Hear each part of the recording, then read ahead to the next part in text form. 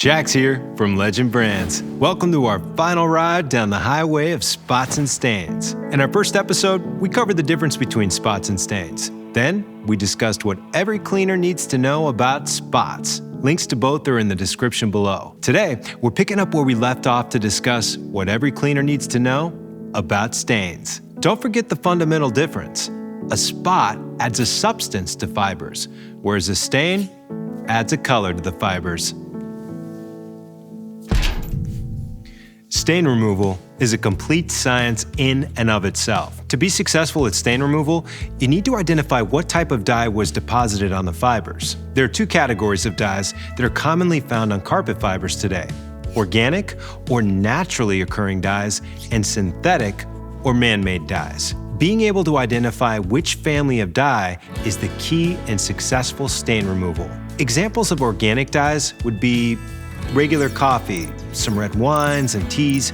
Examples of synthetic dyes would be Kool-Aid, sports drinks, fruit juices, and decaffeinated coffee. The key to removing organic, naturally occurring dyes is by adding oxygen to the stain by using a peroxide-based stain remover. Conversely, synthetic, man-made dyes are removed by taking oxygen away and require the use of a reducing agent. Reducing agents are commonly referred to as dye strippers.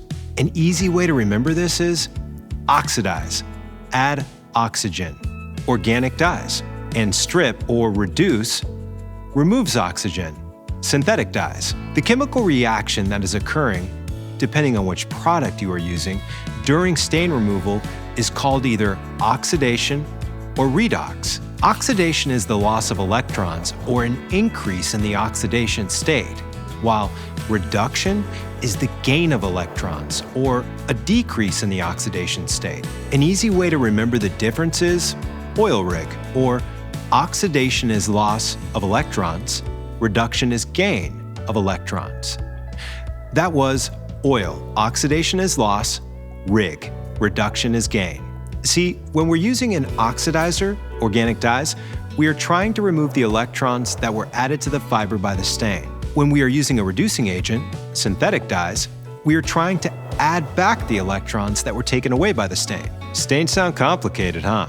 No doubt when you first hear about it, it is. Remember, it's a complete science in and of itself. That's why we created another cheat sheet for you, which is available on a link in the description below. I saved these to my phone and then add them to an album I named Cleaning Inside. That gives me easy access to some of the best cleaning knowledge that's been passed down by the greats here at Legend Brands. Spots, stains, the difference between the two, the variables, we've covered a lot in this series. Okay, so let's do a quick recap. To be a spot and stain removal expert, there are some very important questions you need to answer. 1. What is the fiber made of? Find out which fiber you're dealing with: nylon, olefin, polyester naturals like wool, cotton, or silk. 2. Know the difference between a spot and a stain. A spot adds a substance, a stain adds color. 3. What is the spot? Use good questions and your senses to identify it. 4. What is the stain?